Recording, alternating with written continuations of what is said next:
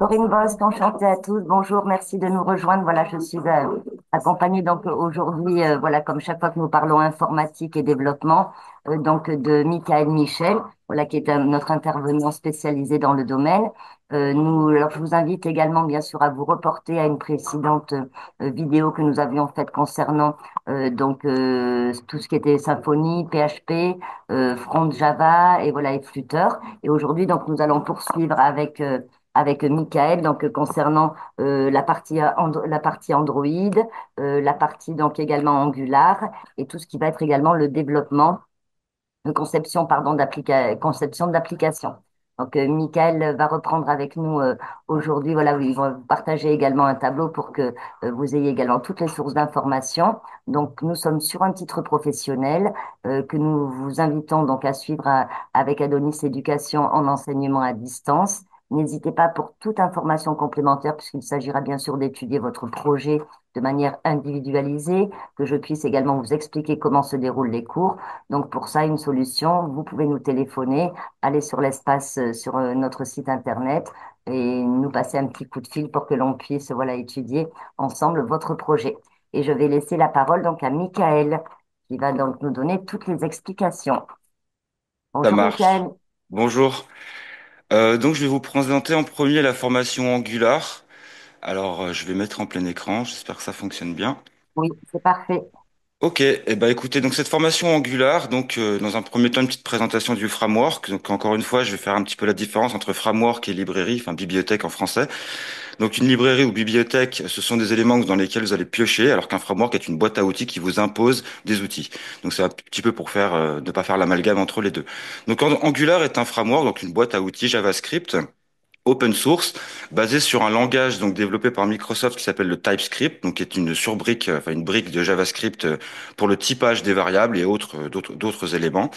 Donc ça a été développé par Microsoft pour un petit peu renforcer JavaScript.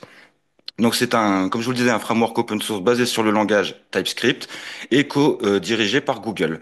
Donc Angular permet la création spécifique de SPA, donc ce qu'on appelle des Single Page Applications. Donc je vous ai mis en bleu des applications monopage. Donc concrètement, ça va fonctionner un petit peu comme je vous ai présenté dans l'autre vidéo. Vous allez appeler une URL. Et en fonction de l'URL, le contenu va changer. Donc concrètement, si vous avez, encore une fois, je reprends toujours mon même exemple, si vous avez 200 produits, vous n'allez pas créer 200 pages, vous créez une page, et en fait le contenu va être modifié en fonction de l'adresse de votre navigateur, et en fonction de l'adresse, on va aller piocher dans une base de données des tables pour récupérer du contenu. Donc ce qui vous évitera de faire 200 pages statiques et créer un site dynamique, donc grâce aux URL qui vont pouvoir répondre et interroger votre base de données.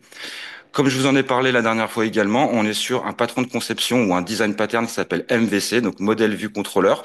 Pour rappel, donc le modèle, c'est vos bases de données avec vos tables, donc c'est toute la gestion des données, le côté métier de votre application.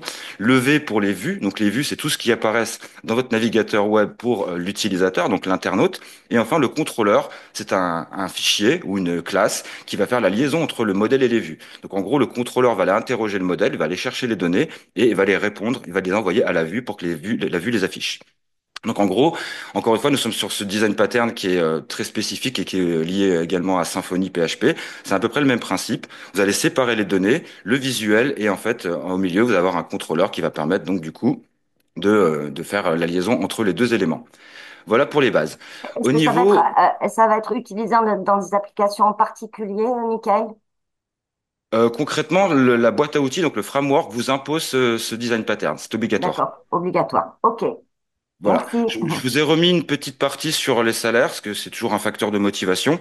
Donc vous voyez, pour une personne, on va dire en fonction de l'âge, hein, c'est toujours pareil, et aussi de l'ancienneté, donc les rémunérations peuvent changer. Donc on est sur du 40K, voire 47K, 60K, voilà, à l'année, donc c'est quand même assez important. Sachez que on recherche pas mal de développeurs Angular, hein, c'est un framework spécifique et c'est vrai qu'il est pas mal utilisé par pas mal d'entreprises. Donc il y a vraiment pas mal de possibilités de trouver un emploi dans ce secteur.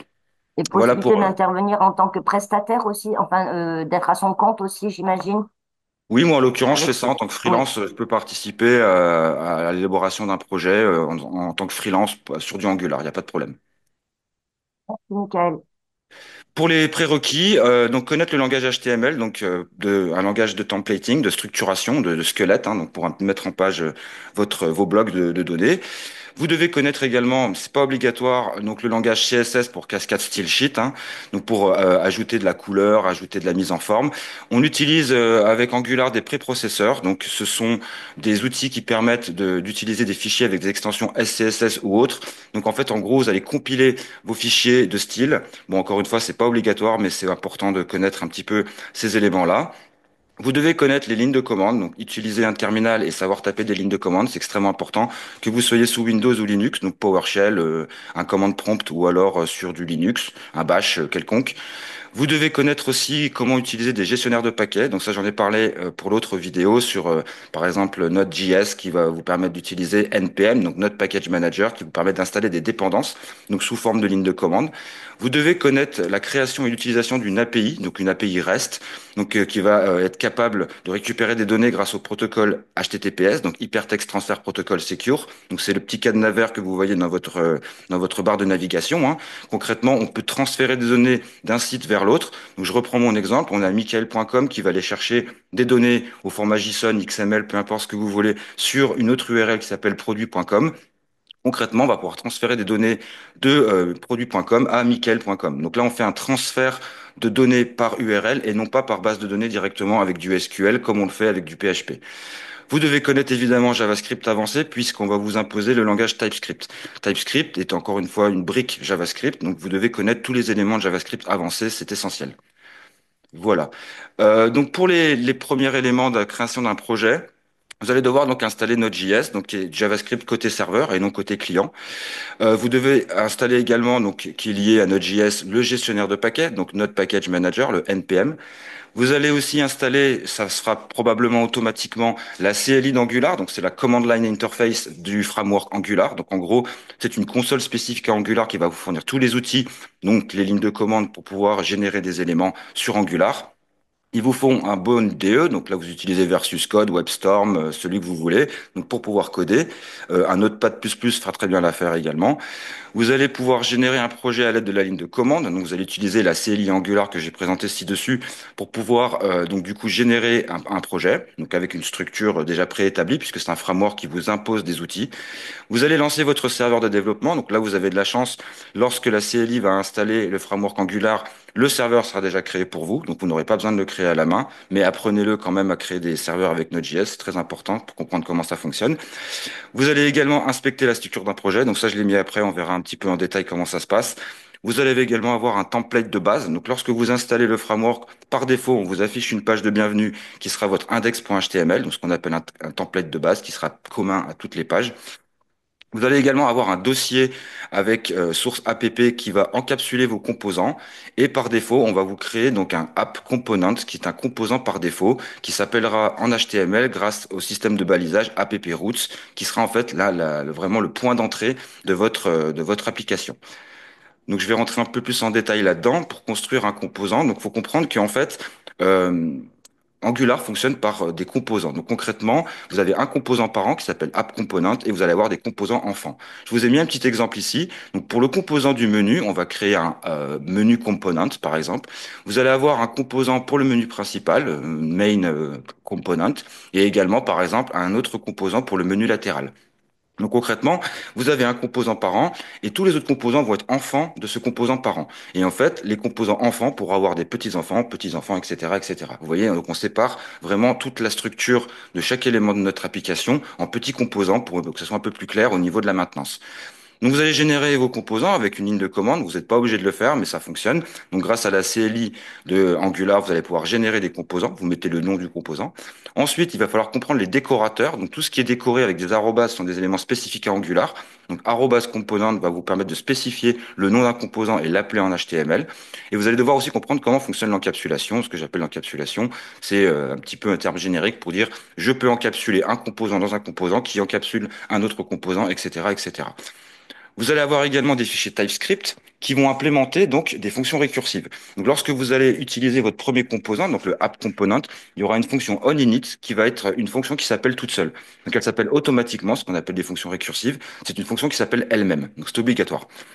Ceci concerne essentiellement les composants, hein. Pour d'autres éléments plus tard qu'on verra, c'est pas forcément le cas. Et enfin, vous allez avoir des sélecteurs de composants. Donc, grâce à votre balise HTML, vous allez pouvoir appeler vos composants. Je vous ai mis un petit schéma juste après pour que vous compreniez bien comment ça se passe. Donc, on a notre app component qui est la globalité de l'application. Ici, on a un menu, donc une navbar. On pourrait l'appeler app navbar component si vous le souhaitez. Vous avez un main component qui pourrait correspondre à home, donc qui serait le contenu principal de l'application. Et vous pouvez créer un petit side sur le côté, donc un side menu component. Donc, vous voyez, vous comprenez bien que on a un composant global qui englobe un petit composant navbar, un autre composant main et un autre composant side menu. Donc c'est un exemple très rédhibitoire, mais on pourrait faire quelque chose de beaucoup plus complexe.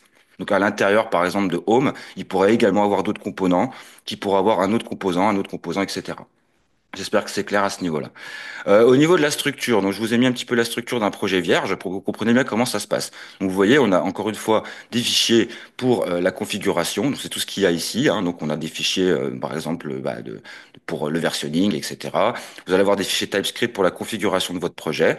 Et par défaut, donc du coup, vous allez avoir un autre module avec toutes les dépendances NPM qui correspondent à ça. Vous avez un dossier public qui va vous afficher tous vos éléments statiques, c'est-à-dire si vous importez des images ou autre chose. Et enfin, vous avez un dossier source qui, à l'intérieur, va contenir le cœur de votre application et votre fameux app component. Je vous l'ai ouvert ici. Vous voyez que dans source, on peut retrouver par défaut un routeur, donc qui va être très efficace pour passer d'une URL à une autre, donc pour gérer les routes. Vous allez avoir un fichier de style. Vous avez un fichier HTML, donc qui va être votre page d'accueil par défaut. Vous avez également des fichiers de configuration de test, donc là également tout ce qui est donc spec. Et enfin, vous avez un composant par défaut, donc que je vous ai présenté tout à l'heure, donc app component et app module va vous servir à gérer vos dépendances. Ici, dans mon app, donc c'est un dossier que j'ai créé. Vous voyez, j'ai créé mon composant home, j'ai créé un composant navbar, j'ai créé un composant ajouter un produit, j'ai créé un composant ajouter un détail, ajouter un produit, etc. Donc tout ça, en fait, concrètement, il faut comprendre que tous ces composants-là sont injectés dans le composant parent qui est app component. Voilà pour un petit peu la base. Ensuite, je vous parle un petit peu d'encapsulation. Donc là, comprenez que en fait, dans App Component, j'intègre tous les autres composants, que ce soit Home, Navbar, Product, Add, Détail, etc.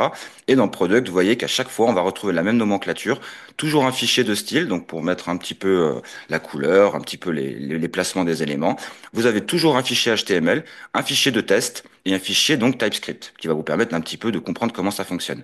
Pour ce fichier TypeScript, on le retrouve ici. Vous voyez qu'on a bien le décorateur @component qui va vous donner un sélecteur, donc un nom qui s'appelle app-routes, et enfin des divers configurations, donc les chemins des fichiers. Donc, vous voyez, là, il va chercher le fichier HTML qui se situe ici, il va chercher le fichier CSS qui est là, et en gros, le sélecteur va vous permettre d'appeler cet élément dans le fichier HTML qu'on retrouve ici, et vous voyez qu'on a bien un app-routes sous forme d'une balise HTML qui récupère en fait le sélecteur du component TypeScript. Donc j'espère que c'est clair, je vais un peu vite, mais voilà en gros comment ça va se passer. Voilà pour les bases. Donc ensuite, vous allez utiliser des systèmes de structure dynamique, donc en utilisant des décorateurs. Donc en gros, là, je vous ai mis deux, trois exemples de décorateurs simples. Donc on a toujours les conditions if-else, qui sont des booléens ou des else-if ou des voilà. Donc d'autres composants un peu plus complexes. Je vous ai également mis les ternaires hein, pour ceux qui connaissent. Bon, je vais pas rentrer dans les détails, mais concrètement, vous pouvez faire des ternaires avec TypeScript. Donc enfin avec Angular et TypeScript. Donc la condition if-else, elle est simple. Hein. Donc si tu fais quelque chose, bah, tu affiches ça. Sinon, tu affiches autre chose. Hein. Donc des booléens, true, false, rien de particulier. Vous avez également un flow block. Donc c'est un décorateur qui permet d'itérer sur des tableaux, donc de faire des boucles. Donc lorsque vous avez beaucoup de données dans un tableau, bah, vous allez pouvoir lister tous vos produits, par exemple. Vous avez un tableau de produits. Avec le arrobas for, vous allez pouvoir itérer sur votre tableau et afficher tous les éléments. Vous avez également des syntax array, donc element of array, ce sont des tableaux, donc ng avec derrière quelque chose de spécifique. Je vous donnerai un exemple tout à l'heure. Et enfin, vous avez un paramètre de track, donc dans les boucles à itérer, qui vous impose d'avoir un ID unique. Donc je vous ai mis un petit exemple juste après. Je ne vais pas rentrer trop dans les détails, mais c'est pour que vous compreniez bien un peu. Ici, donc, on a bien un arrobase if avec un arrobase else. Vous voyez concrètement, si on a le produit courant qui possède un ID, on affiche ça. Sinon, bah, merci de choisir un produit. Concrètement, hein, c'est aussi simple que ça. Pour la boucle for à itérer, je récupère mon tableau de product avec un S que je mets dans un alias, donc mon product sans S. Ici, je lui mets bien, je spécifie un ID unique, un index qui doit être unique. Et concrètement, je vais pouvoir boucler dans une liste ul donc c'est unordered list et list item. Et à l'intérieur, donc je vais pouvoir y placer mes éléments et enfin donc lister tous les éléments de mon tableau. Donc concrètement ici, ce que je voulais vous montrer, c'est un petit peu ces directives qui sont class.active. Donc si on récupère bien un index qui vaut i, on va pouvoir afficher l'index, le produit courant qui a été sélectionné, etc., etc.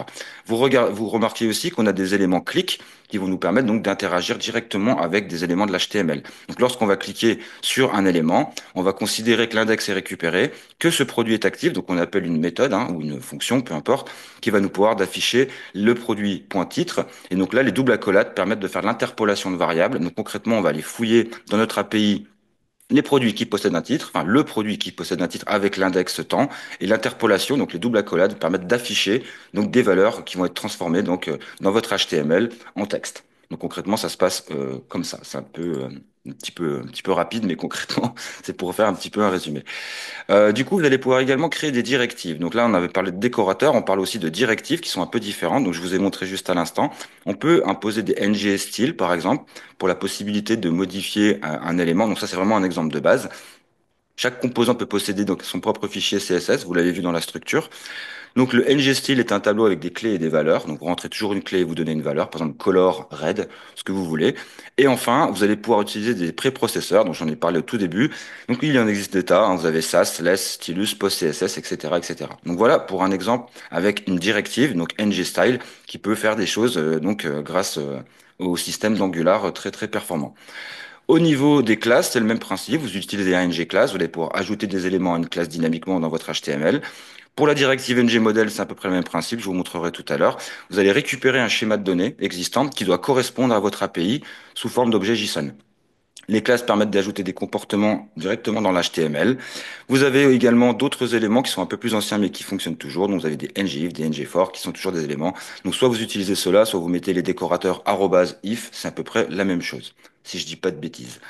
Donc pour les exemples dont ce dont je viens de parler, ici par exemple, vous voyez, je peux afficher un input donc dans un formulaire et récupérer directement l'élément de mon modèle. Donc ça, j'en parlerai un petit peu plus tard, ce que c'est les modèles, donc vous allez comprendre. Mais concrètement, c'est aussi simple que ça. Vous allez pouvoir utiliser directement des directives qui n'existent pas nativement dans l'HTML. Donc c'est vraiment Angular qui fournit ça, qui vous permet donc, vous voyez, de faire un tableau avec à l'intérieur un ngModel qui va récupérer l'image de mon produit, etc.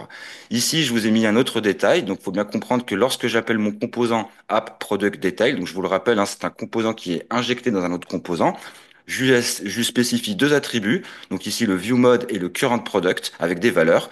Ces attributs ne sortent pas de nulle part, ils sont liés au fichier TypeScript, donc qui est ici. Vous voyez qu'ici directement on a une classe qui implémente donc la fonction onInit qui est donc ma fonction récursive.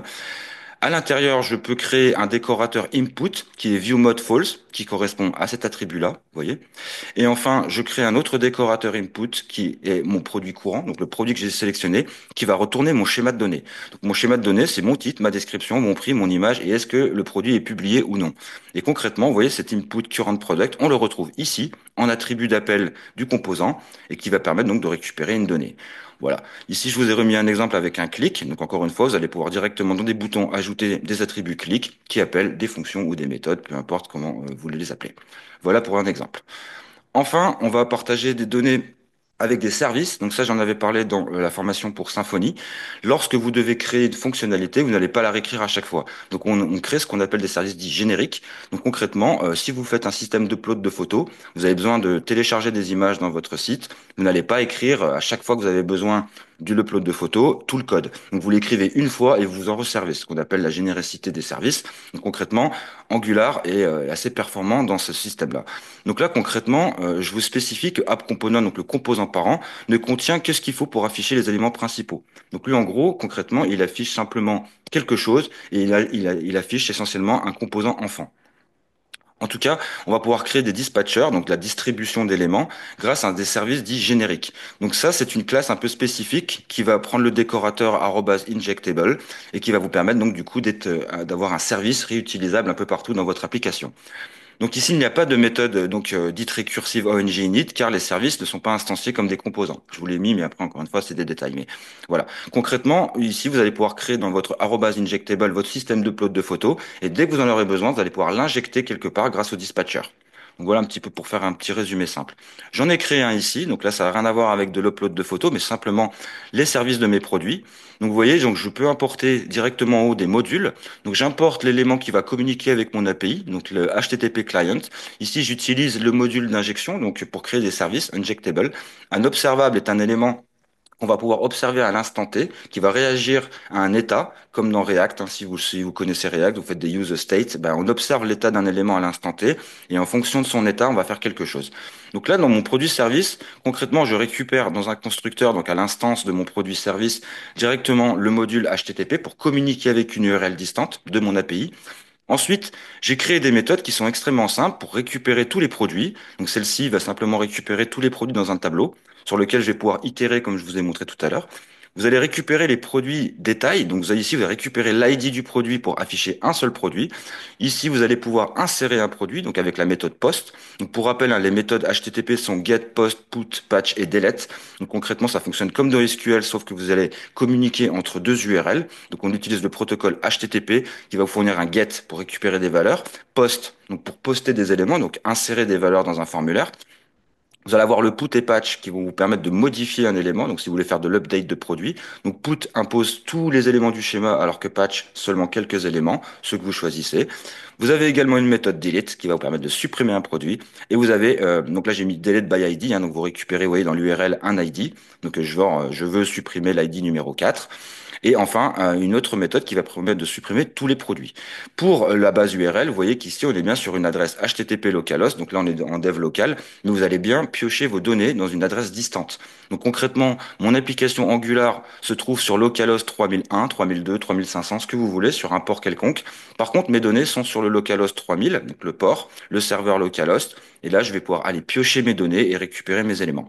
Donc tout ça, c'est grâce à mon système de service générique utilisable dans toute l'application.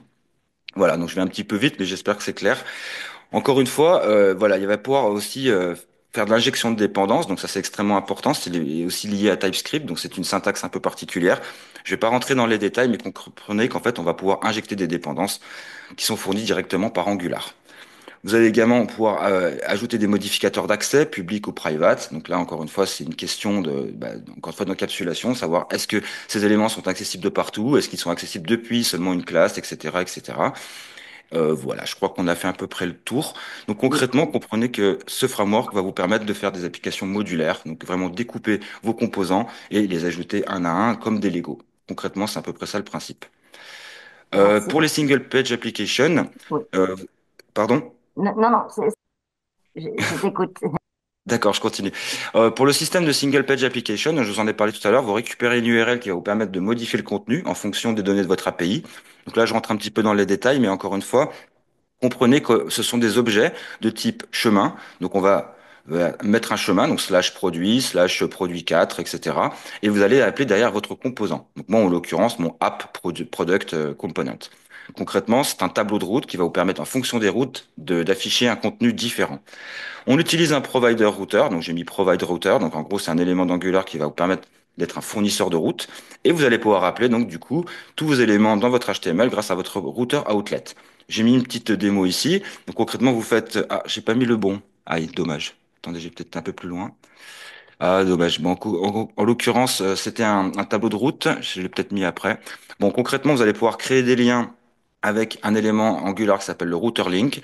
Vous allez pouvoir activer des routes ou les désactiver avec router link active. Vous allez pouvoir ignorer l'activation des routes, donc celle que vous souhaitez. Vous allez pouvoir injecter des routes directement, donc grâce à une méthode qui s'appelle navigate by URL.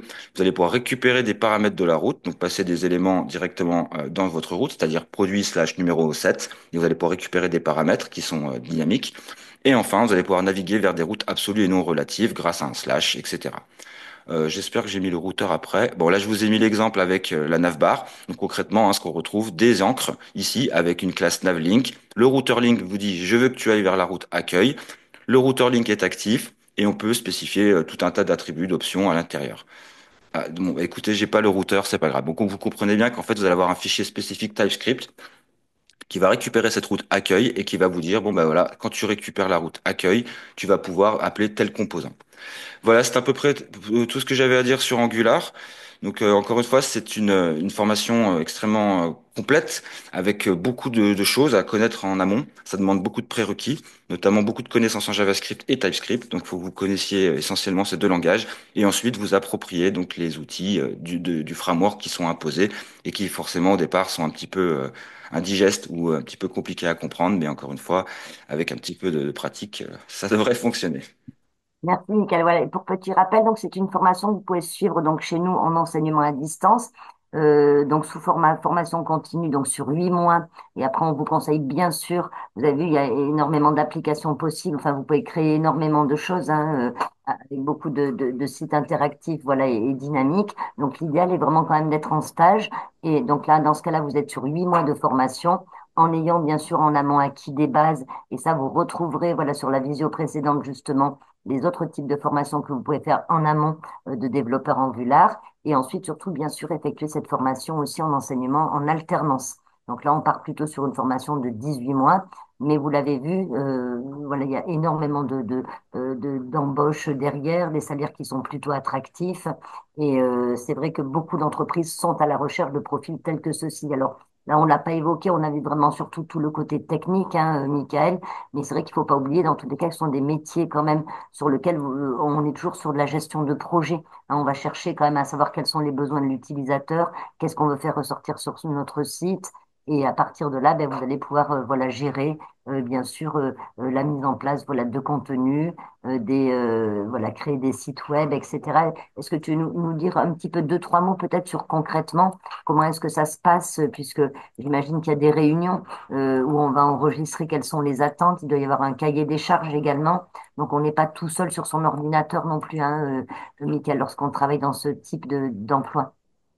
Non, tout à fait. Donc, enfin, moi, par rapport à mon expérience personnelle, on est souvent donc géré par un chef de projet qui va nous donc un petit peu nous aiguiller.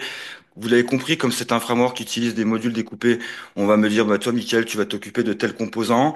Ensuite, on va utiliser donc le système Git, GitHub versionning pour envoyer notre code. Le chef de projet le valide ou non.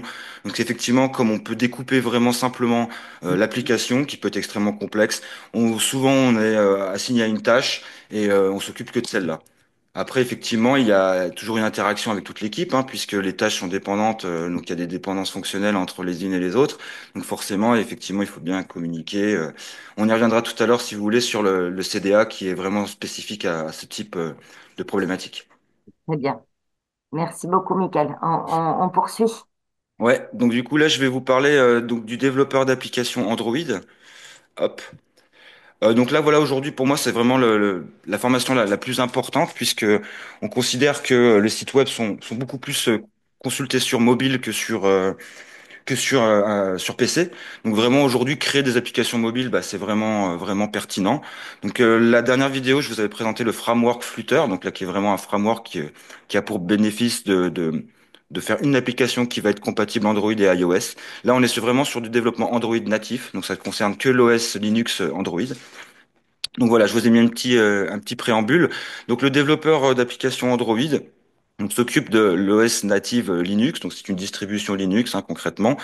Donc j'ai mis, ça se différencie des frameworks de type Flutter ou React Native qui eux sont des boîtes à outils, donc directement utilisables pour créer des applications multiplateformes, donc sur iOS et Android. Là on est vraiment sur du développement Android pur, donc avec les fonctions natives d'un téléphone.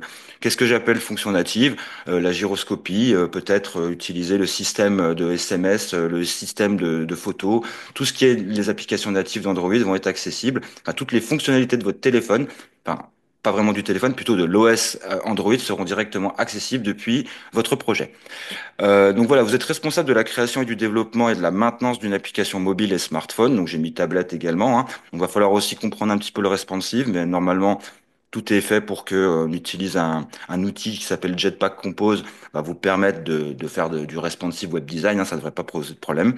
Enfin, le développeur d'applications Android travaille sur les interfaces utilisateurs, donc tout ce qui est donc expérience utilisateur lorsque vous utilisez votre WhatsApp ou votre application.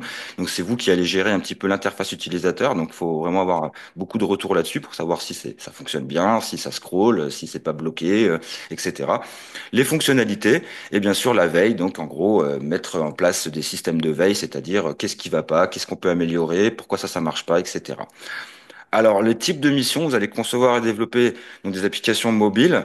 Donc, aujourd'hui, avec la surbrique Java qui s'appelle Kotlin, donc il y a encore beaucoup d'applications en Java. Donc, vous devez connaître évidemment le langage Java, c'est indispensable, et également le langage Kotlin. qui est une surbrique de Java. Vous allez développer des interfaces utilisateurs interactives et accessibles. Donc, soit utiliser directement avec Java du XML. Donc maintenant, on est parti sur une nouvelle, enfin Google est parti sur un nouveau concept qui s'appelle Jetpack Compose. Donc c'est un peu comme ce que je viens de vous parler avec Angular. Vous allez créer des composes, des composants que vous allez pouvoir imbriquer les uns dans les autres comme un Lego, hein, c'est le même principe. Donc la nouvelle technologie s'appelle Jetpack Compose. Elle est assez récente, hein, et extrêmement puissante puisque vous allez pouvoir faire non seulement les fonctionnalités de vos composants, mais aussi le design dans le même fichier. Alors qu'à l'époque, il fallait faire les fonctionnalités en Java et le design en XML. Donc, il fallait déjà aussi connaître un peu XML, hein, qui s'appelle Cross Markup Language, c'est un langage de données comme le JSON, mais lui qui nous permettait de faire du design. Donc là, Google a choisi d'impacter les deux. Donc dans un fichier, dans un composant Jetpack Compose, vous avez la fonctionnalité de l'élément, enfin du composant, et aussi le design. Donc c'est assez pratique. Vous allez devoir également tester et débugger des applications pour garantir leur bon fonctionnement. Il y a souvent des effets de bord qui sont pas désirés. Moi, ça m'arrive souvent. Donc voilà, vraiment, c'est une phase qu'il ne faut pas négliger, le test, hein, et le debug. C'est vraiment très très important. Et enfin, optimiser des performances, puisque on fait souvent des applications en dev qui sont très légères, avec très peu de données. Mais qu'est-ce qui se passe quand on a 1000 utilisateurs, 2000, 3000, 20 000 utilisateurs? Est-ce qu'il n'y a pas des fonctionnalités qui sont bloquées, puisque on n'a pas optimisé les performances en fonction des téléphones, hein? Vous savez que chaque téléphone est différent, donc c'est un petit peu particulier. Voilà pour les problématiques de base, enfin pour la présentation générale de votre du poste de développeur d'application Android. Alors les impératifs, vous devez connaître pas mal de choses, hein, c'est un peu comme Angular, vous devez connaître Kotlin, Java, donc les deux langages. Vous devez connaître, utiliser Android Studio de préférence, donc qui est gratuit. Vous devez connaître le versioning, le format XML.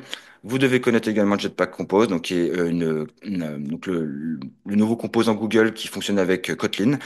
Vous pouvez utiliser également des gestionnaires de bases de données comme Firebase, Retrofit ou autres, ou Room, moi que j'utilise beaucoup. Voilà, donc selon le rapport de Google, et les tendances du Play Store, le nombre total d'installations d'applications Android ont dépassé 150 milliards en 2022. Donc, vous voyez, c'était déjà il y a 4 ans, enfin 5 ans. Donc, en gros, ça souligne l'énorme popularité des applications Android et la demande constante pour de nouvelles expériences. Donc, c'est vraiment quelque chose qu'il ne faut pas négliger. Tout à fait, voilà. Quasiment toutes les entreprises, de toute façon, maintenant, ont des sites internet qu'il faut bien mettre en place, dynamiser et valoriser. Donc, Voilà. Et forcément, de beaucoup, plus en plus beaucoup. à la recherche d'applications natives Android. Oui. Mm. Encore un petit mot sur l'emploi et la rémunération. Donc encore une fois, c'est des postes qui sont extrêmement recherchés, qui sont également bien payés. Là, je trouve que c'est un peu faible, hein. Je ne sais pas si mon document est à jour, mais normalement c'est un petit peu plus. Donc vous voyez déjà qu'on est sur du 42 000 pour un débutant et 55 000 pour un confirmé. Mais ça peut monter très vite, hein, en fonction de vos compétences, hein. C'est quelque chose qui est extrêmement recherché. Donc à vous de, de négocier votre salaire. Oui, salaire et même parfois avantage aussi, hein. Je vois au niveau des anciens étudiants, voilà, avec possibilité de télétravail notamment pas mal. Et puis après Oui, voilà, tickets restaurants, etc. Je sais qu'il y a pas mal d'autres avantages en plus du salaire pour ce type de profil. tout à fait. Donc pour les bases, vous devez connaître le langage Java. Donc faut comprendre qu'est-ce que Java par rapport à JavaScript, hein. Il n'y a pas de, faut pas faire la confusion, sinon ça va être un petit peu compliqué. Donc vous devez comprendre ce qui est un point d'entrée en Java. Vous allez devoir utiliser donc le Java Dev Kit, donc Java Development Kit, et le JRE, donc le Java Runtime Environment, pour savoir comment Java est compilé. Parce qu'il faut savoir que c'est un langage qui est interprété, mais qui ressemble un petit peu à du C ou du C++ au niveau de la compilation. Donc c'est le JRE qui va vous faire ça à votre place. Vous devez connaître les variables, la portée des variables évidemment, les fonctions, les boucles, les conditions, comme tout langage de programmation. Vous devez impérativement connaître la programmation orientée objet, puisque Java vous impose la programmation orientée objet. Vous allez devoir créer des objets et leurs attributs avec des classes. Vous allez devoir spécialiser vos classes avec de l'héritage et le polymorphisme, donc comprendre qu'est-ce que le polymorphisme et l'héritage, ou les interfaces. Vous allez devoir aussi gérer les piles, donc les stacks. Donc là, c'est un petit peu plus sur des éléments. Qu'est-ce qu'une stack LIFO, donc le last in, first out, ou FIFO, first in, first out, pour comprendre un petit peu ces problématiques. Vous allez devoir passer différents types de données en paramètres de méthode, extrêmement important. Comprendre la récursivité, donc ça j'en ai parlé tout à l'heure, ce sont des méthodes qui s'appellent automatiquement. Vous allez devoir éviter des effets de bord. Vous allez devoir manipuler des fichiers et comprendre la généricité avec des lambdas. Donc qu'est-ce que la généricité? C'est simplement utiliser des types qui sont pas forcément connus à l'avance. Donc si vous utilisez par exemple Jean-Pierre a une variable qui s'appelle âge, donc on sait que l'âge c'est un nombre entier, non un décimal. On sait que donc âge sera un integer, donc un nombre entier. Bah là, concrètement, les lambdas vont vous permettre de dire, tiens, bah, je ne connais pas à l'avance le type de données. Est-ce que ça sera une chaîne de caractères? Est-ce que c'est un nombre à virgule? Est-ce que c'est un booléen? Donc, du coup, je vais devoir utiliser des éléments lambda pour savoir à l'avance, enfin, anticiper le type de données. Voilà pour faire un petit propos là-dessus. Pour la seconde partie, vous allez devoir apprendre les bases du langage Kotlin. Donc là, encore une fois, c'est une brique de Java. Donc c'est en fait un Java amélioré avec quelques éléments, enfin beaucoup d'éléments en plus. Idem pour Kotlin. Donc comme Java, vous allez devoir apprendre les variables, la portée, les fonctions, les boucles, les conditions. La programmation est également obligatoire. La programmation orientée objet est également obligatoire avec Kotlin. Vous allez devoir créer des objets et utiliser des smart casts. Donc encore une fois, c'est un peu lié à notre système de lambda. Vous allez pouvoir caster des données, donc c'est-à-dire changer, modifier le type. Donc on a un instant T en disant tiens bah là je veux que tu affiches l'âge sous forme de lettres. Donc tu vas te prendre un entier et tu vas me le caster en chaîne de caractères. Donc concrètement c'est modifier le type de données à un instant T. Vous allez devoir gérer les erreurs avec des exceptions, donc, qui arrivent assez souvent malheureusement avec les projets Android. Vous allez avoir créé des fonctions plus efficaces, donc ça c'est assez générique, hein. Des extensions Kotlin, donc c'est installer des packages, comprendre comment utiliser des plugins ou des bundles qui sont déjà préfaits pour vous. Par exemple pour de l'upload de photos, je prends souvent cet exemple, vous allez pouvoir utiliser une extension Kotlin, etc. Vous allez devoir enrichir vos classes, éviter les effets de bord, donc ça c'est des effets non désirés, hein, donc ça passe par des phases de test. Vous allez devoir manipuler des fichiers et comprendre la généricité, encore une fois, avec les lambdas. Donc voilà pour les prérequis. Ensuite, pour la partie donc Android, vous allez devoir donc installer Android Studio qui est gratuit et le SDK Android. Donc ça va être fait automatiquement, hein. Vous allez cliquer sur Windows, le point exe, il va vous installer votre IDE Android Studio et vous aurez directement le System Development Kit Android qui sera lié à tout ça. Grâce à ce dernier, vous allez pouvoir créer votre premier projet. Il va falloir comprendre comment on compile avec Gradle ou Maven. Donc c'est l'un ou l'autre. Aujourd'hui, on utilise beaucoup plus Gradle. Donc c'est votre système de compilation sous Linux, enfin sous l'OS Android Linux. Vous allez devoir utiliser des virtual devices ou non, hein. Vous pouvez brancher votre téléphone et tester directement ou utiliser donc l'ADB qui est un virtual device, donc un téléphone virtuel. Vous allez devoir comprendre le cycle de vie. Qu'est-ce qu'une activité? Qu'est-ce que des fragments? Qu'est-ce que sont des threads, donc des fils d'activité? Qu'est-ce que sont les couches d'abstraction comme des view modèles, etc. Mais j'y passerai un petit moment après, je vous expliquerai ça rapidement. Alors vous allez devoir prendre en main Android Studio et Kotlin, donc c'est pas forcément simple. Et en plus rajouter Jetpack Compose, qui a une syntaxe particulière qui est imposée. Donc là on est presque sur, bon, on peut même le dire, on est sur un framework, donc une boîte à outils qui vous propose une conception et qui vous l'impose, hein, concrètement. Donc vous allez devoir faire vos premiers pas pour la conception graphique. Donc je vous ai mis XML avec Java ou des modules Jetpack Compose. Donc je vous invite directement à passer aux dernières technologies modernes qui est Jetpack Compose. Vous allez devoir créer un thème et l'appliquer à l'ensemble de l'application, donc pour qu'elle soit reconnaissable. Si vous voulez mettre du noir, du bleu, du rouge, du jaune. Vous allez devoir concevoir une splash page, donc une page d'accueil. Vous allez devoir accéder aux éléments de manière interactive. Donc là, c'est toujours quelque chose d'assez particulier. Donc grâce au langage Kotlin ou Java, vous allez gérer des actions, donc des événements utilisateurs. Qu'est-ce qui se passe lorsqu'il clique, lorsqu'il swipe la page, qu'est-ce qui se passe lorsqu'il veut revenir en arrière, etc. Vous allez devoir créer donc des vues et un système de routeur comme d'habitude, hein, donc comprendre comment fonctionnent les routings dans une application mobile, sachant que ça ne fonctionne pas par des URL, vu qu'on n'est pas sur un site web. On va devoir fonctionner avec un autre système de routing. Et enfin, comprendre le cycle de vie d'une application. Donc pour ceci, je vous ai fait un petit schéma simple. Alors, concrètement, comment ça se passe? Vous allez devoir, dans un premier temps, créer des entités, des données. Donc en gros, ce sont les tables de votre base de données. Ensuite, vous allez créer un système de DAO, ce qu'on appelle des Data Access Objects. Donc en gros, ce sont vos requêtes SQL. Ensuite, vous allez devoir créer des repositories qui vont avoir accès directement aux DAO, qui ont accès aux données. Vous voyez? Donc un petit peu ça, comment ça se chevauche. Une fois qu'on aura nos repositories créés, on va devoir créer un view model. Donc le view model va avoir accès directement aux repositories. C'est là que ça se complexifie un peu. Pourquoi créer des view models et des view model factory? Puisqu'en fait, on ne peut pas agir dans le thread principal. Qu'est-ce que le thread principal? C'est le fil d'activité principal de votre application. Si vous faites des requêtes SQL dans votre fil d'activité principal, c'est bloquant. C'est-à-dire que les vues seront bloquées. Donc on va devoir créer des threads en background, c'est-à-dire des tâches qui vont s'effectuer en arrière-plan. Concrètement, votre view model va accéder au repository qui accède aux requêtes SQL qui accèdent aux données. Et ensuite, tout ceci se passe en arrière-plan. Donc concrètement, je vais vous donner un exemple. Lorsque je crée un formulaire de connexion, je rentre mon email, mon mot de passe. J'appuie sur la validation du formulaire. Derrière, on a donc un thread en arrière-plan, une application, une tâche de fond qui va faire tout le traitement que je viens de vous expliquer, donc l'accès aux données, récupération, est-ce que c'est le bon email, est-ce que c'est le bon mot de passe, etc. Et une fois que ceci est fait, on passe seulement à la vue qui va vous afficher le résultat. Donc ça va afficher bah, super, vous êtes connecté, ou alors je ne connais pas ce mail, ou je ne connais pas ce mot de passe, ou email mot de passe est faux. Et concrètement, si ça fonctionne, tout va bien, on retourne encore une fois dans le cycle de vie aux données. Donc concrètement, il va afficher bienvenue email nickel-michel.com. Et concrètement, vous voyez, si tout se fonctionne bien, bah voilà, vous avez à peu près compris le cycle de vie d'un système Android.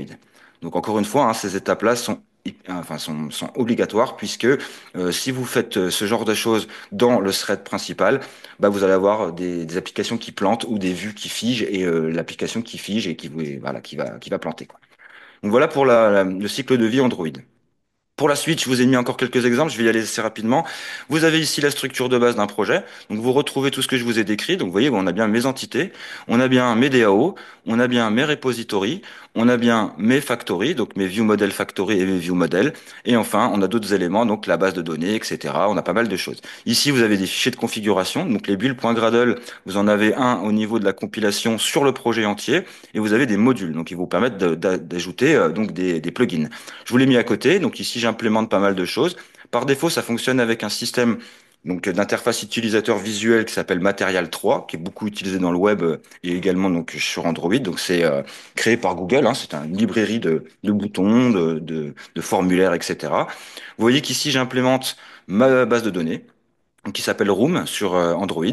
J'implémente également d'autres éléments. Bon, voilà, vous pouvez ajouter tous les éléments que vous le souhaitez. Vous voyez ici, j'ai implémenté Google Maps. Donc, j'ai le Play Service et j'ai mon Android Map Compose qui me permet d'afficher enfin, d'accéder à mon API Google Maps sous réserve que vous êtes inscrit sur Google Cloud et que vous ayez une API key.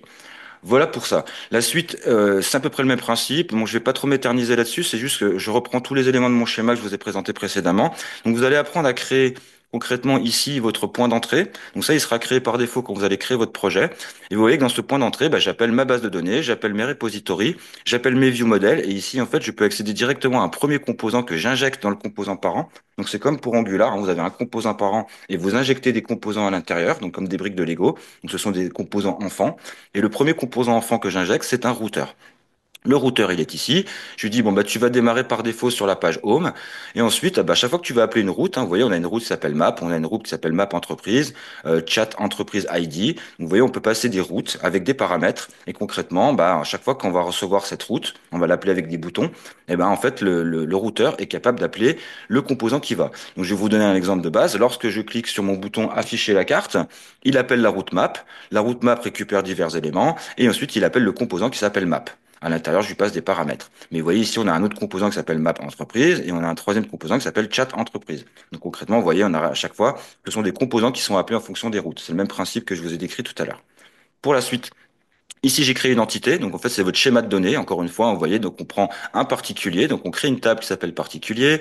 On lui donne ici le nom, le prénom, l'adresse, hein, tout ce que vous avez besoin. Et vous voyez ici concrètement, en fait, moi, je vais récupérer la latitude et la longitude en fonction de la ville de l'utilisateur et ça va mettre des marqueurs sur une map.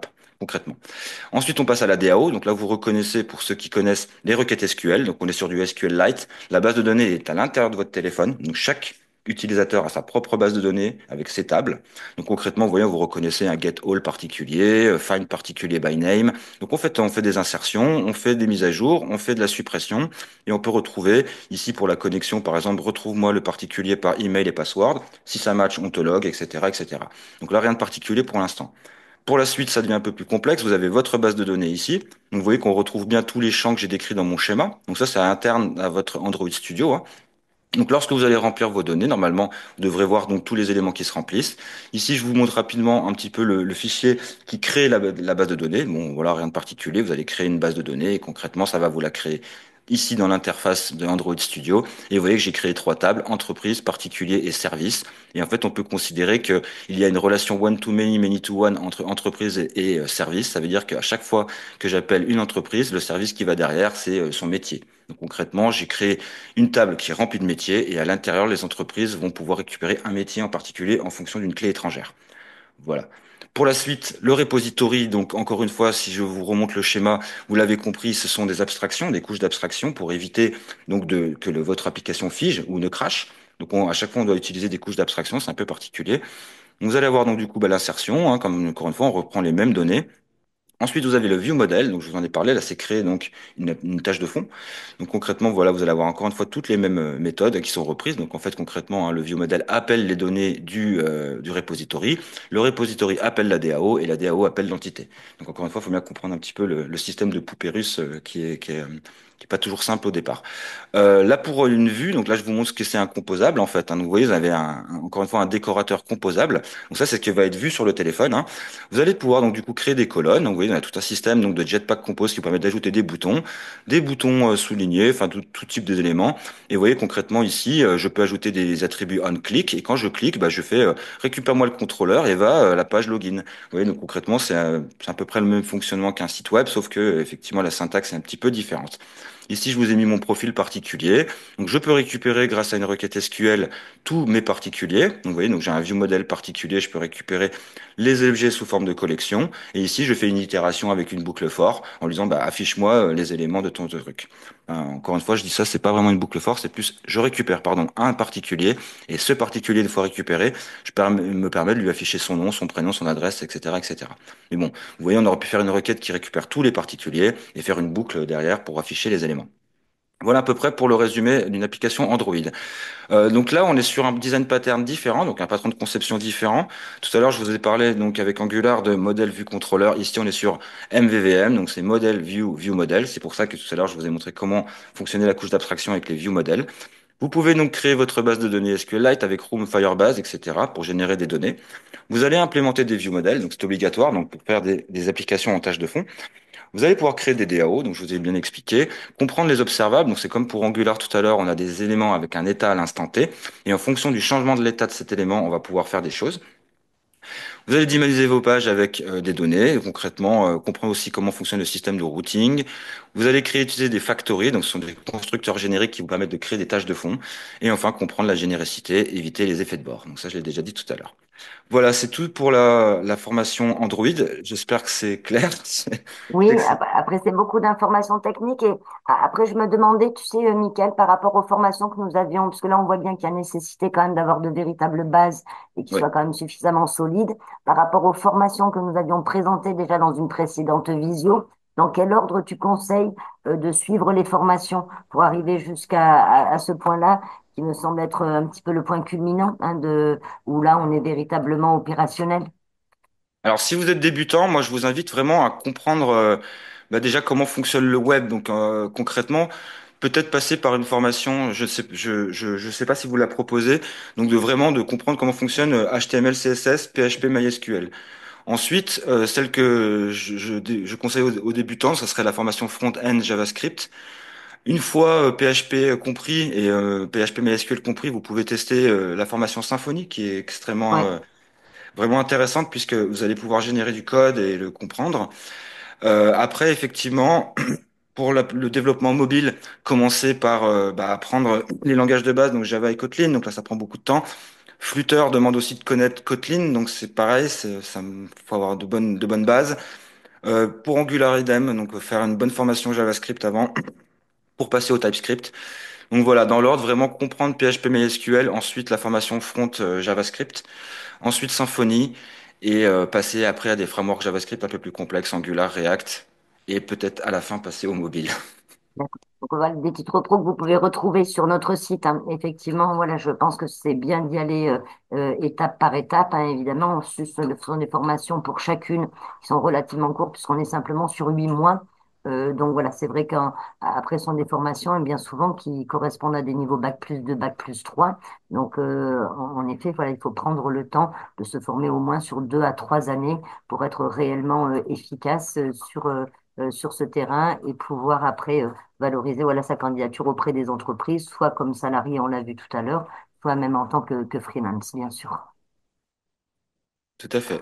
Ensuite, nous avions parlé du matériel également l'autre jour, Michael. Donc, pas de matériel spécifique, si ce n'est d'avoir un bon ordinateur, mais la majorité voilà, de tous les outils sont entièrement gratuits, n'est-ce pas? Oui, tout à fait. Après, voilà, pour ceux qui veulent se lancer dans le développement iOS, soit vous utilisez donc Windows avec Flutter ou React Native. Par contre, si vous voulez faire de l'OS native, iOS native, il faut un Mac. C'est obligatoire. C'est la seule contrainte.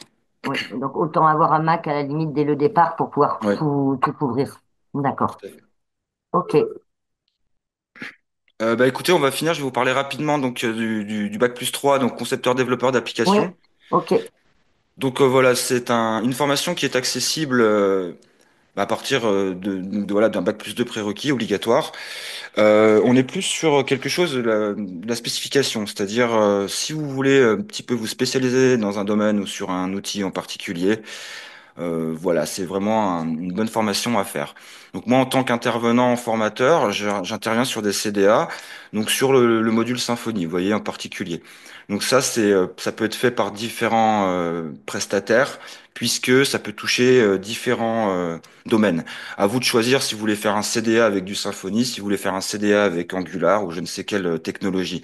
Donc concrètement, si je dis pas de bêtises, ça se répartit sur plusieurs mois et vous pouvez choisir donc tant de semaines tel module, tant de semaines tel module, etc. Donc je vais vous présenter un peu rapidement ça. Donc je vous ai mis l'adresse ici, donc c'est France Compétences, hein, donc le site officiel de l'État français avec le titre RNCP.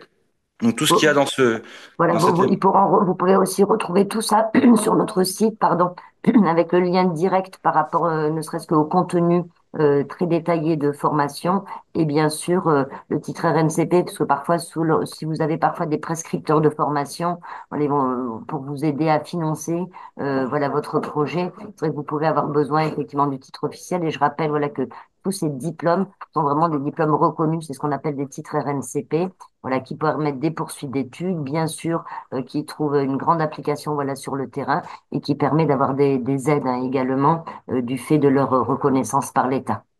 exactement. Donc ce que je vais vous présenter donc concrètement est un peu une synthèse hein, de tout ce que vous retrouverez sur le site web que je vous ai présenté ou sur le site d'Adonis. Voilà, donc le développeur d'applications, pardon, conçoit et développe donc des applications sécurisées ou des logiciels entreprises, des applications mobiles, tablettes ou des sites web. Vous voyez, ça peut être un large panel, hein. Donc vous allez devoir respecter la réglementation en vigueur, identifier les besoins et en gros appliquer les procédures hein, qu'on vous impose.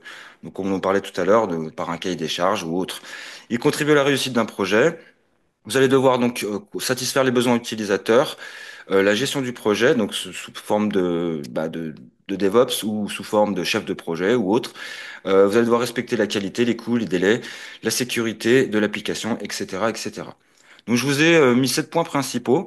Donc en gros, le premier, ça va être le rôle et la communication. Donc là, au-delà d'être développeur, vous allez devenir interlocuteur directement avec votre client et vous allez aussi gérer le développement du projet. Vous allez devoir analyser et concevoir donc ce qui est demandé en fonction du respect du cahier des charges. Donc je vous ai mis aussi donc les référentiels de l'ANSSI, la documentation aussi pour les personnes qui vont peut-être passer derrière vous, donc créer de la documentation pour les futurs développeurs qui vont prendre votre place ou votre relais. Il va falloir également développer et sécuriser votre travail, donc créer des interfaces utilisateurs dynamiques. Vous allez devoir donc faire un traitement côté métier, donc ça j'en ai parlé tout à l'heure, hein, donc la gestion de base de données, créer des tests et aussi effectuer des tests de déploiement, enfin plutôt faire des tests et ensuite essayer de dépasser en prod, donc déployer votre application ou autre site web ou logiciel, etc. Il va falloir respecter les normes obligatoires. Donc en Europe, hein, donc nous avons le RGPD, donc la protection des données. Vous avez des référentiels aussi pour l'accessibilité au niveau du handicap, pour les personnes qui ont des problèmes de vue ou des choses comme ça. Donc c'est bien, c'est même conseillé, c'est même presque indispensable de les mettre en pratique. Vous allez devoir résoudre des problèmes et créer des veilles. Donc ça veut dire faire une maintenance et une évolution de votre application, déceler des bugs, corriger. Réagir aussi peut-être à votre client qui trouve des bugs que vous n'avez pas vus, etc. Il vous faut également donc un bon niveau de langue et connaître le travail en équipe. Donc pour l'anglais, on conseille un B1 au niveau de l'écrit, B2 pour l'oral, je crois. Versionning, bah, tout ce qui est travail en équipe, continue, enfin le développement continu, donc continuous déploiement. Donc en gros, vous allez utiliser peut-être des outils avec GitLab, des choses comme ça. La collaboration et l'environnement de travail, donc c'est en fait gérer tout ce qui est acteur de votre projet, mais pas seulement des développeurs. Ça peut être aussi l'environnement qui tourne autour de votre projet ou du projet de votre client. Voilà, donc sur le site de l'État, nous retrouvons donc ces points qui sont vraiment imposés par le CDA. Vous allez devoir développer une application sécurisée, concevoir et développer une application organisée en couches. Donc c'est un petit peu ce que je vous ai présenté, que ce soit avec Angular ou avec notre ami Android. Donc concrètement, vous allez devoir faire des couches d'abstraction, des choses comme ça, un petit peu découpler votre application pour une meilleure maintenance et une meilleure sécurité. Vous allez devoir préparer le déploiement d'une application sécurisée. Voilà. Après, j'ai repris un petit peu les éléments. Donc, vous allez devoir, donc, concrètement, pour le niveau sécurité, installer et configurer un environnement de travail propre. Vous allez devoir développer des interfaces utilisateurs obligatoires pour l'utilisateur. Développer des composants métiers, donc tout ce qui est donc base de données et table, et aussi dépendance fonctionnelle entre vos tables. Contribuer à la gestion du projet. Encore une fois, bon, c'est un petit peu générique hein, comme phrase, mais ça passe. Concevoir et développer des applications sécurisées organisées en couches. Donc là, c'est le deuxième point. Donc, vous allez devoir analyser les besoins et maqueter une application. Donc ça, c'est peut-être aussi quelque chose qui sera fait par des web designers. Définir une architecture logicielle. Donc choisir le bon outil. Donc en fonction des besoins, en fonction de la demande client, quel outil choisir. Donc ça sera à vous aussi d'un petit peu de choisir ce que vous voulez. Concevoir et mettre en place des bases de données, donc ça forcément, ou alors utiliser une API REST, hein. Donc c'est ce que j'ai mis en dessous, développer des composants d'accès SQL ou NoSQL. Donc soit vous choisissez un classique donc avec des bases de données relationnelles, ou alors peut-être un NoSQL en utilisant des API REST. À vous de voir. Enfin, pour préparer le déploiement, il va falloir exécuter des tests. Donc, j'en ai déjà parlé. Vous avez des tests unitaires, vous avez des tests fonctionnels, des tests d'implémentation. Vous avez des tests end-to-end qui vont simuler des tests, par exemple, sur un navigateur.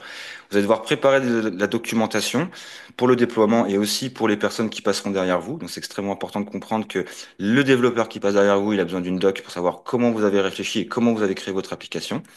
Vous allez devoir contribuer à la mise en production et aussi des démarches DevOps. Donc tout ce qui est DevOps, hein, c'est la mise en place des tests et aussi du déploiement. Donc concrètement, hein, ça peut aussi ça peut, enfin, ça englobe un large spectre de compétences. Alors pour le premier module, vous allez devoir analyser les besoins. Donc j'ai repris un petit peu tous les éléments, hein, donc comprendre les attentes de l'utilisateur, modéliser, donc faire de l'UML, donc le Uniform Markup Language, qui vous permet d'un petit peu comme j'en avais parlé pour Symfony, de faire trois types donc de diagrammes pour comprendre un petit peu comment ça va fonctionner. Vous allez devoir aussi utiliser donc l'architecture logicielle, donc choisir les bons outils. Pourquoi utiliser AMVC plutôt qu'un MVVM? Est-ce que je dois utiliser des singletons, des microservices? Pourquoi utiliser tel framework ou telle bibliothèque, etc. Au niveau des langages, même principe, hein, vous allez devoir donc utiliser le langage qui vous paraît le plus adapté à votre projet. Donc concrètement, que ce soit du Java, du C Sharp, du Python, voilà, donc à vous de voir en fonction des besoins de votre client. Pour les frameworks, même principe, vous allez devoir choisir celui qui vous plaît, celui qui vous semble le plus adapté à votre projet. Idem pour les bases de données, est-ce qu'ils doivent faire du SQL, du NoSQL, à vous de choisir. Voilà. Pour les méthodes de projet, ben, encore une fois, on utilise donc la plupart du temps les méthodes agiles, hein, qui sont très connues. Vous avez Scrum, vous avez du Kanban, donc voir comment vous voulez faire. Est-ce que vous voulez imposer à vos collaborateurs des échéances? Est-ce que vous voulez utiliser d'autres méthodes? À vous de choisir. Vous allez devoir faire du contrôle de versionning. Vous allez devoir utiliser Git et GitHub, donc qui sont les plus connus, mais vous pouvez utiliser d'autres éléments comme GitLab hein, pour gérer du développement et du déploiement continu. À vous de voir comment vous voulez faire. Pour les tests et la maintenance, encore une fois, je vous en ai parlé tout à l'heure, vous allez devoir mettre en place des tests unitaires, des tests d'intégration et d'implémentation, des tests end-to-end pour garantir une fiabilité de votre code. Et pareil, si vous travaillez en collaboration avec d'autres développeurs, bah, testez leur code à eux pour savoir si leur code est sécurisé. Pour le déploiement et la maintenance, donc j'ai mis comprendre la gestion des cycles de vie des applications, que ce soit mobile ou web, hein, c'est à peu près le même principe. Comprendre comment déployer, peut-être faire aussi une évaluation des coûts. Combien va me coûter un serveur? Combien va me coûter mon hébergement à l'année? Combien va me coûter des mises à jour? Par exemple, si je migre de Symfony 4 à Symfony 7, combien ça va me coûter, etc. Combien ça va me prendre de temps? Est-ce que je vais perdre de l'argent pendant les phases de dev? Vous voyez, donc c'est tout aussi le côté DevOps, hein, où vraiment on fait de la gestion de projet de A à Z. Pour les interfaces utilisateurs, c'est pareil, donc concevoir des interfaces ergonomiques et intuitives, parce que vous savez qu'on perd très vite les gens sur le web, hein, dès qu'il y a quelque chose, un bouton qui marche pas, ou quelque chose qu'on voit pas, ou une page qui ne s'affiche pas, bah, l'internaute s'en va. Donc là, on a des fois des chutes, hein, des taux de rebond assez énormes, hein, quand on voit qu'une application ne fonctionne pas. Le taux de rebond, c'est le pourcentage de personnes qui quittent la page après 30 secondes. Enfin, vous allez devoir faire quelque chose d'accessible et de performant, parce que c'est ce que je viens de parler à l'instant, hein. Si une page ne s'affiche pas ou une vue qui bloque dans votre application mobile, bah, vous pouvez être sûr que vous allez perdre un client. Donc concrètement, il va falloir réfléchir à tout ça. Au niveau des technologies spécifiques, voilà, donc encore une fois, je vous l'ai déjà spécifié, mais vous allez devoir donc utiliser les meilleurs éléments qui vous semblent les plus pertinents en fonction de votre projet. Comprendre aussi les problématiques de cloud qu'on utilise de plus en plus, puisque effectivement, que ce soit Amazon Web Service, Google Cloud, Azure, va falloir comprendre un petit peu ces problématiques. Aujourd'hui, l'IA va générer, je pense à ChatGPT, va générer beaucoup de code à votre place. Mais par contre, il faut avoir de bonnes connaissances en cloud computing. Ça, c'est vraiment très important. Peut-être sur le CV, c'est vraiment une plus-value. Donc voilà aussi quelque chose qui est très important. Donc notamment Amazon Web Service qui est très très utilisé, Azure pour Microsoft, Google Cloud également. Moi, j'utilise beaucoup pour donc mes applications Android, etc. Donc voilà. J'ai fait à peu près le tour. J'espère que c'est clair. Je suis là encore une fois un peu vite, mais Non, mais c'est parfait, Michael. Voilà, on a bien compris. Voilà, après il y a tout ce côté technique, hein, bien évidemment, mais l'émission, voilà, des développeurs, on voit que ça fait vraiment partie de la stratégie intégrante, voilà, de l'entreprise, hein, qu'elle est nécessaire maintenant dans toutes les entreprises et que ce sont vraiment des rôles clés. Donc, comme tu disais tout à l'heure, un bouton qui d'un seul coup ne marche plus, hop, eh ben, c'est un client qui s'en va et qui sera pas forcément récupéré. Donc, d'où exact. l'importance, voilà, de ces postes avec un haut potentiel. Après cette formation d'enseignement à distance, voilà, tu l'accompagnes avec nous, voilà, Michael. Donc, n'hésitez pas, voilà, à revenir vers nous pour demander davantage d'informations. Ensuite, après, c'est vrai qu'on n'a pas détaillé vraiment les cours, mais il y a des parties, voilà, que vous pouvez faire en autonomie grâce à vos ouvrages, des devoirs réguliers que vous avez, et vous avez également du temps synchrone aussi de formation, c'est-à-dire en direct avec votre formateur, bien sûr en visio. Donc voilà, pour avoir un petit peu plus d'éléments là-dessus ou les modalités d'inscription, n'hésitez pas voilà, à me contacter. Vous trouverez mon contact donc sur le site Étudis, mais également sur Adonis aussi. Et comme ça, vous pourrez voir un petit peu le large éventail de formations qu'il y a périphériquement, comme ça, voilà, autour de ces projets de développement web pour lesquels nous serons ravis de vous accueillir. Merci beaucoup, en tout cas, Michael, pour toutes ces explications qui étaient très riches d'enseignements et voilà, qui, j'espère, auront suscité la motivation pour les étudiants pour venir nous rejoindre. Je vous dis à très bientôt. Au revoir. Au revoir. Merci, Michael. Ben, c'est Bah c'est écoutez, bien, pas de voilà, problème. avec les petits, ce que tu avais préparé là, c'est super, je trouve, hein, c'est très bien. Parce que quand ils vont Ouais. vouloir le repasser, ils vont pouvoir prendre des notes ou prendre en photo ou faire des captures d'écran. Pour eux, ce sera bien. Après, ce serait que un de ces jours, si tu veux, on regardera un petit peu toute l'offre de formation qu'on propose nous. Parce que j'avoue que moi, tu l'avais compris, hein, c'est pas du tout ma partie, donc je peux pas poser de questions qui soient très pertinentes, voilà, sur un plan technique. Mais après, éventuellement, voilà, c'est pour ça, c'est même pour moi que je t'ai posé la question tout à l'heure selon le niveau des gens qui arrivent vers moi, il faut que je puisse les aiguiller, leur dire, bah, tiens, toi, il vaut mieux que tu commences par Je ceci ou m'excuse, par c'est bon, je cela. vais juste répondre à la porte. Je suis désolé, j'arrive. Oui, oui, bien sûr. Hein, tu pourras couper l'enregistrement de Nicolas, hein, si tu veux. Nicolas.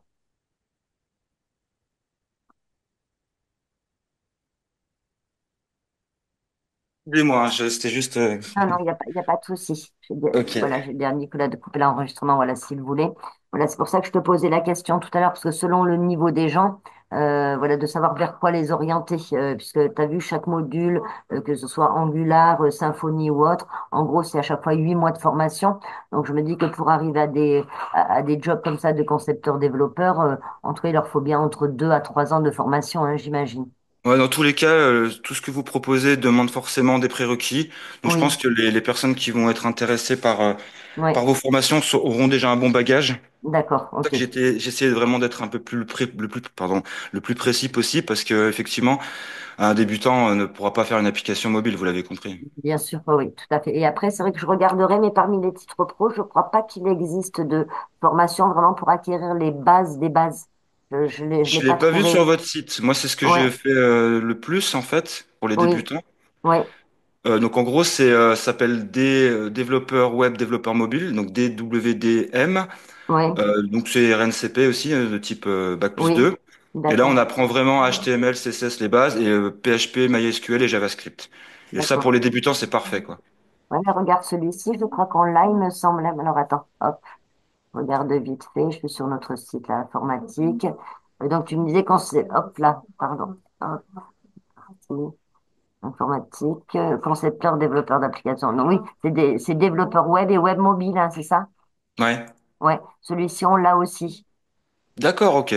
Voilà. Ah bah Et écoutez, moi, j'avais pas ouais, préparé le coup là, parce que ça paraît, ça peut être extrêmement intéressant de refaire une visio et vous présenter ça, quoi. ouais, d'accord, ok. Ben écoute, je vois avec Nicolas quand est-ce qu'on pourrait la programmer, mais c'est vrai que celle-ci, en plus, c'est celle qu'on me demande le plus, Michael, Oui, oui, bien actuellement. sûr. Ouais, ben moi, vous Ok. voyez, c'est ce que je fais le plus parce que c'est vraiment pour les débutants, vraiment Oui, apprendre les bases, on y va doucement. Même en 8 mois, je pense qu'on est capable d'avoir un bon petit niveau. Oui, et après d'enchaîner après par le reste, d'approfondir un petit peu plus les différents outils ou langages. Ok, Oui. Alors, je vous cache pas que cette formation, avant, c'était en 2 ans. On est oui, passé en 1 an et on est en 8 mois. Donc, vous voyez, c'est oui, vraiment. Donc, c'est on demande sûr. aussi quand même des gens qui travaillent beaucoup, Ouais, qui fournissent un vrai travail personnel. Voilà. Après, c'est par l'apprentissage qu'on apprend, hein. Donc, c'est par la bien sûr, pratique, ouais. hein. Donc, vous Ouais. voyez, donc. Et après, voilà, c'est accessible aussi pareil en alternance sur 18 mois, donc c'est quand même l'idéal. Et après, on Ouais. continue sur 8 mois. Ok, ben écoute, je vois avec Nicolas pour programmer celle-ci de web et web mobile. D'accord? Ok. Donc là, pareil, ça peut prendre moins d'1 heure, hein. Vous voyez, c'est Oui, juste pour. Je vais vraiment présenter les concepts de base et là, pour les débutants, ça va vraiment ok. enfin, les intéresser, quoi. Ouais, ben je pense qu'on va en avoir besoin de cette visio, tu vois, où les gens pourront les regarder un petit peu de manière enchaînée comme ça. Ok, bah dites-moi parce que enfin, Ouais, je prépare en amont oui. un support de communication. Ouais, j'essaye de dire à Nicolas de t'appeler aujourd'hui, de te rappeler demain si tu es un petit peu Ouais, de dispo demain. ouais, pas de souci. Ok, c'est super. Merci infiniment, Michael. Merci, bon après-midi. À très bientôt. Au revoir. Au revoir. Merci.